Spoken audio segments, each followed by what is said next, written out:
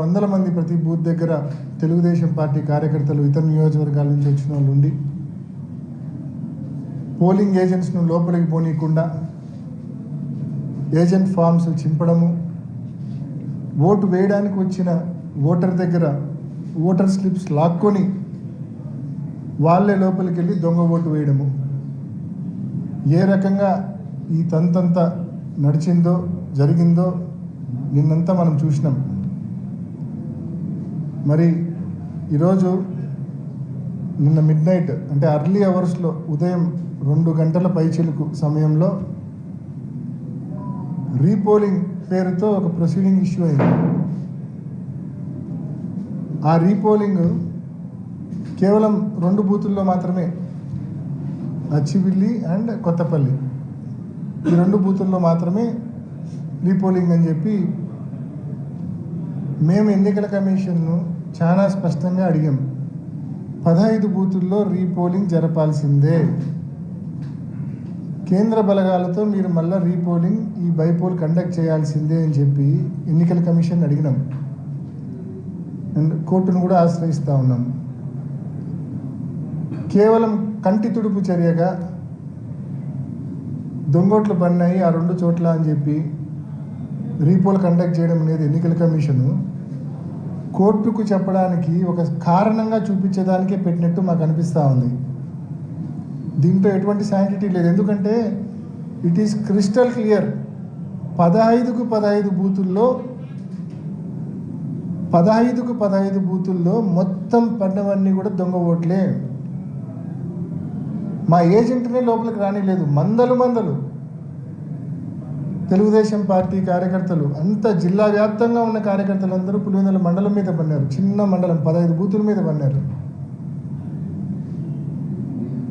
So అన్ని బూతుల్లో ఈ మాదిరి దొంగోట్లు పడినప్పుడు నిన్న నలపరెడ్డిపల్లె ఎన్ని ఆధారాలతో సహా, ఎర్రిపల్లె ఎన్ని ఆధారాలతో సహా బయటకు వచ్చినాయి. ఎర్రిపల్లెలో ఈ కమలాపురంలో లేచింది, నలపరెడ్డిపల్లెలో జమ్మలమడుగులు లేచింది, ఆధారాలతో సహా బయటకు వచ్చినాయి. ఇంత క్రిస్టల్ క్లియర్గా ప్రూఫ్స్ ఉండగా మీరు కంటి తుడుపు చర్యగా కేవలం 2 బూతులతో పెడతా ఉన్నారంటే అసలు ఈ డ్రామా ఎందుకు మీరు చేస్తూ ఉన్నారనే ప్రశ్నలు కూడా తలెత్తుతూ ఉన్నాయి. బహుశా ఈ 2 బూతుల్లో దొంగోట్లు వేసేటప్పుడు ఆడవాళ్ళ పేరుతో కూడా మగవాళ్ళే దొంగోట్లు వేసేసి ఉంటారు. దాన్ని కవరప్ చేసుకోవడం కోసం ఈరోజు ఈ రీపోలింగ్ అనే డ్రామా ఏమన్నా తీసుకొచ్చారా? లేకుంటే వైఎస్ఆర్సీపీ కోర్టును ఆశ్రయిస్తామని చెప్పింది, కోర్టును ఆశ్రయిస్తే మనం చెప్పుకోవడానికి ఏదో ఒక కారణం ఉండాలి కదా అని చెప్పి ఈ రీపోలింగ్ డ్రామాకు తెరదీశారా? సో ఏది ఏమైనా 15 బూతుల్లో కేంద్ర బలగాలతో రీపోలింగ్ జరపమని చెప్పి ఇప్పటికే మేము ఎన్నికల కమిషన్ అడిగాము, కోర్టును కూడా ఆశ్రయిస్తూ ఉన్నాం. మరి తప్పకుండా మా స్టాండ్ అదే. ఈ మాదిరి రీపోలింగ్ పేరుతో కేవలం 2 బూతుల్లో రీపోలింగ్ పేరుతో డ్రామాలకు మీ ట్రాప్లో మేము పడదలుచుకోలేదు. కాబట్టి ఈ ఎన్నికలు మీరు చెప్తున్న ఈ 2 బూతుల రీపోలింగ్లో మేము పాల్గొనదలుచుకోలేదు. మేము బహిష్కరిస్తూ ఉన్నాం ఈ రీపోలింగ్ను.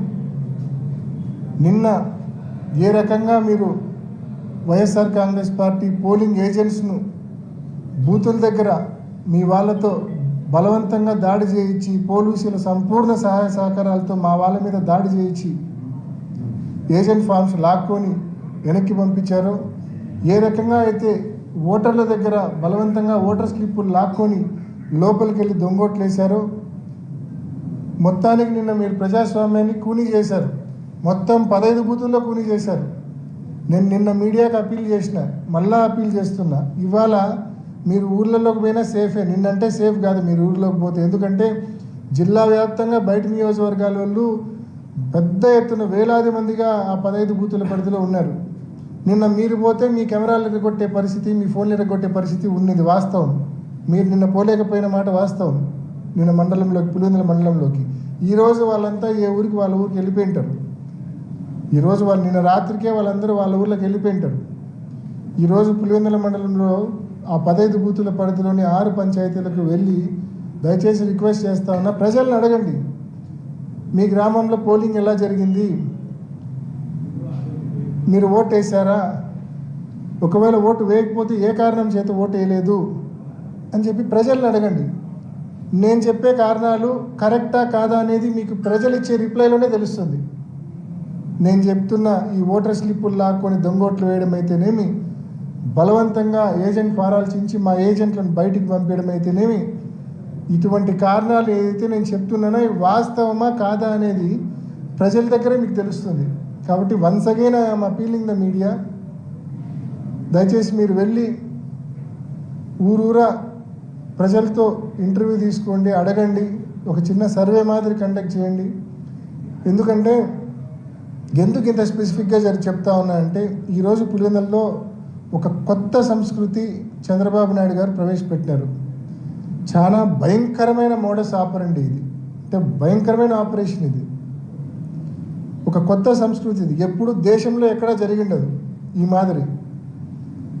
ఉప ఎన్నికల్లో ఇంత పెద్ద ఎత్తున, మామూలుగా సహజంగా గతంలో రిగ్గింగ్లు మనం ఎప్పుడో 20-25 ఏళ్ళ క్రితం చూసి ఉంటాం. కానీ రిగ్గింగ్ అంటే ఏంది, ఆ గ్రామంలో వాళ్ళు మాట్లాడుకొని ఏజెంట్కు కొంచెం డబ్బులు ఇచ్చుకొని సెట్ చేసుకోవడమో, లేకుంటే ఆ ఏజెంట్ని లాగి చేసుకోవడమో, ఏదో ఆ గ్రామ లెవెల్లోనే, ఆ గ్రామంలో ఉన్న 2 పార్టీల లెవెల్లోనే నడిచిపోయేది. కానీ ఈసారి జరిగింది అది కాదు. ఒక గ్రామ వైఎస్ఆర్సీపీని, ఆ గ్రామంలో ఉన్న వైఎస్ఆర్సీపీని ఎదుర్కోవడానికి జిల్లాలోని తెలుగుదేశం క్యాడర్ మొత్తాన్ని బూతుల దగ్గర పెట్టినాడు చంద్రబాబు నాయుడు. ప్రతి బూత్ దగ్గర మందలు టీడీపీ క్యాడర్ ఉండి ఇంకా లోపలికి పోనిచ్చే పరిస్థితి లేదు. ఇది చాలా డేంజరస్ మోడస్ ఆపరండి, చాలా భయంకరమైన ఆపరేషన్ ఇది. కాబట్టి తప్పకుండా ఈరోజు పులివెందుల్లో ఈ ఆపరేషన్ చంద్రబాబు నాయుడు గారు చేసినారు. రేపు మరొక చోట చేసి ప్రజాస్వామ్యాన్ని పూర్తిగా కూని చేసే పరిస్థితి ఉంది. కాబట్టి ఇక్కడ జరిగిన నష్టం మరొక చోట జరగకూడదు. ఇక్కడ కూని అయిన ప్రజాస్వామ్యం మరొక చోట కూని కాకూడదు. మరి అలా జరగాలంటే తప్పకుండా ఇక్కడ జరిగిన నష్టాన్ని రాష్ట్రం మొత్తం మేము చెప్తే కన్నా, మేము పొలిటికల్ పాయింట్ ఆఫ్ వ్యూ అనే అంటారు, అదే మీరు న్యూట్రల్గా సర్వే చేసి చెప్తే కన్నా దానికి మోర్ యాక్సెప్టెన్స్ ఉంటుంది. కాబట్టి మరీ మీడియాని రిక్వెస్ట్ చేస్తూ ఉన్నా, తప్పకుండా ఈ ప్రక్రియ చేయమని చెప్పి కోరుకుంటూ, మరొకసారి ఇవాళ జరుగుతా ఉన్న ఏదైతే రీపోల్ అనే ఒక డ్రామాని ఏదైతే పెట్టారో ఆ డ్రామాలో మేము ట్రాప్లో పడదలుచుకోలేదు, దాన్ని పూర్తిగా మేము బాయ్కాట్ చేస్తూ ఉన్నాం. Thank you. ఇప్పుడు రీపోలింగ్లో కూడా అచ్చవెల్లి అక్కడంతా కూడా టీడీపీ మోహన్లో ఉన్నారు. ఇంకా రీపోలింగ్ జరగాలంటే పరిస్థితుల్లో కూడా ఉదయం 7 o'clock అంతా టీడీపీ వాళ్ళు. అంటే వెరీ సింపుల్ నా, నిన్న మనం అనుకుంటాం కదా, నిన్న ఆపరేషన్ ఈరోజు కూడా ఫాలో అవుతుంటారు. అందుకే నేను చెప్పేది, తప్పకుండా ఈరోజు కూడా అదే దొంగోట్ల సిస్టమ్ ఫాలో అవుతారు. నిన్న బహుశా నేను ఇందాక చెప్తే కదా కారణం, నిన్న బహుశా ఆడోళ్ళ స్లిప్పులు కూడా తీసుకొని మగోళ్ళే దొంగోట్లు వేసింటారు. ఇప్పుడు ఆ ప్యారిటీ తీసుకోవడం కోసం, దాన్ని సమం చేయడం కోసం బహుశా రీపోలింగ్ పెట్టుకొని, అంటే దొంగ ఓట్లను కూడా జస్టిఫై చేసుకోవాలి కదా, ఆడవాళ్ళు అన్నట్టు మొగోళ్ళు అన్నట్టు జస్టిఫై చేసుకోవాలి కదా. ఆ కారణం చేత బహుశా దాన్ని బ్యాలెన్స్ ఈక్వలైజ్ చేయడం కోసము ఈ రీపోల్ డ్రామా అనేది తెరపైకి వచ్చిందనే భావనలో నేను 100% నేను ఆ భావనలోనే ఉన్నాను. లేకుంటే కోర్టులో మనం న్యాయ పోరాటం చేస్తామని నిన్ననే మనం ప్రకటించినాము. న్యాయ పోరాటం చేసినప్పుడు కోర్టుకు వీళ్ళు ఏదైనా చెప్పడానికి వీళ్ళ దగ్గర కారణం ఉండాలా. మనం క్రిస్టల్ క్లియర్గా ప్రూఫ్స్ చూపిస్తున్నాము. సో ఏదో కంటి తుడుపుగా 2 బూతుల్లో రీపోల్ చేస్తున్నామని కోర్టుకు చెప్పి కోర్టును మిస్లీడ్ చేసే కార్యక్రమం కోసమన్నా చేస్తూ ఉండొచ్చు. సో ఈ రెండిట్లో ఏదో కారణం కోసం చేస్తూ ఉండొచ్చు. బట్ కారణం ఏదైనా ఈ డ్రామాలో మనం వీఆర్ నాట్ పార్టిసిపేటింగ్.